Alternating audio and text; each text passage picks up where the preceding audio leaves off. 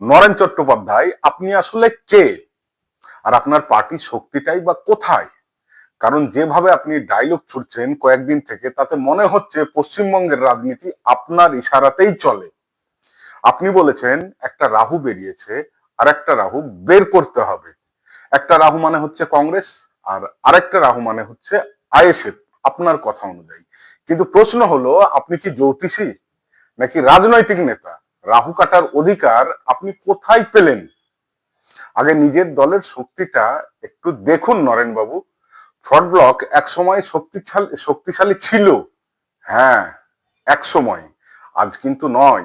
আজ বাস্তবতা কি? ফ্রন্ট ব্লক যেসব জেলায় এক সময়ে নির্বাচনে জিততো ভালোভাবে, সেই জেলাগুলি কোনগুলি? মুর্শিদাবাদ, উত্তর দিনাজপুর, কোচবিহার, বীরভূম, পুরুলিয়া। আজ সেখানে ফ্রন্ট ব্লকের অবস্থাটা কি? ফ্রন্ট ব্লক সেখানে কোথায়? মুর্শিদাবাদে ফ্রন্ট ব্লকের যারা নেতৃত্ব ছিল, তারা অধিকাংশ আজকে বিজেপিতে অথবা তৃণমূল কংগ্রেসে। উত্তর দিনাজপুরে আপনাদের বিধায়ক ছিলেন ভিক্টর, আজ সে কংগ্রেসে।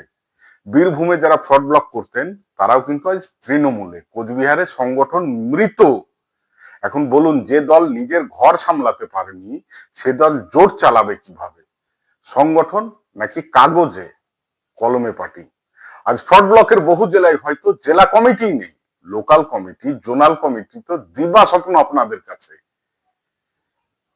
এককভাবে যদি লড়েন, তাহলে হয়তো দেখা যাবে আপনারা যে সিটগুলোতে লড়ছেন, সেখানে নিজেরাই বেশিরভাগ আসনে এজেন্ট দিতে পারছেন না। গত 15 বছরে একক আন্দোলন নেই, রাজ্য জুড়ে প্রতিবাদ নেই, আপনাদের শাসকের বিরুদ্ধে ধারাবাহিক লড়াই নেই। তাহলে রাজনীতি করছেন কি করে?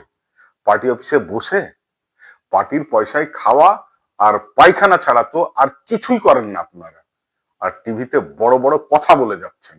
ভাগ্যিস এই সময় সোশ্যাল মিডিয়া ছিল, না হলে তো আপনাদের মানুষ কবেই ভুলে যেত। আর আইএসএফকে কেন এত ভয় নরেন বাবু? আপনি যাকে রাহু বলছেন, সেই আইএসএফ গত 5 বছরে কি করেছে রাজ্যের মানুষ দেখেছে।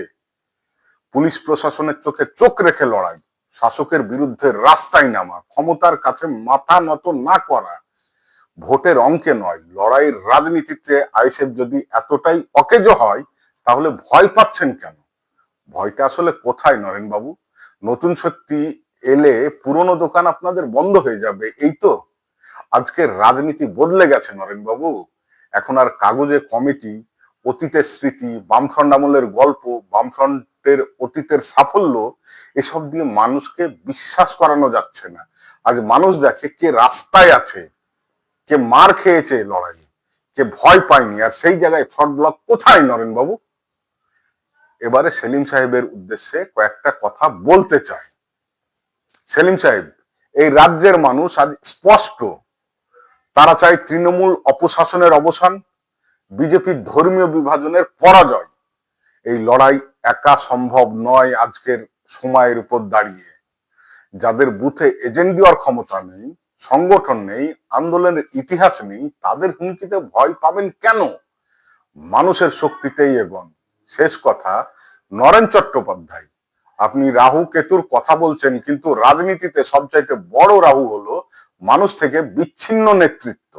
সময় পেলে পার্টি অফিস থেকে বেরোন, মানুষের মুখোমুখি হন, তারপর ডায়লগ দিন। নইলে ইতিহাস কিন্তু বড় নির্মম।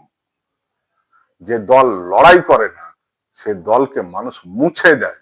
বাংলার মানুষকে আজ ঐক্য চাই, লড়াই চাই, ভয়হীন রাজনীতি চাই। ডায়লগ নাই, লড়াই দেখান। আজকে এই পর্যন্তই। ভিডিওটি ভালো লাগলে অবশ্যই চ্যানেলটিকে সাবস্ক্রাইব করবেন, লাইক শেয়ার কমেন্ট করতে ভুলবেন না।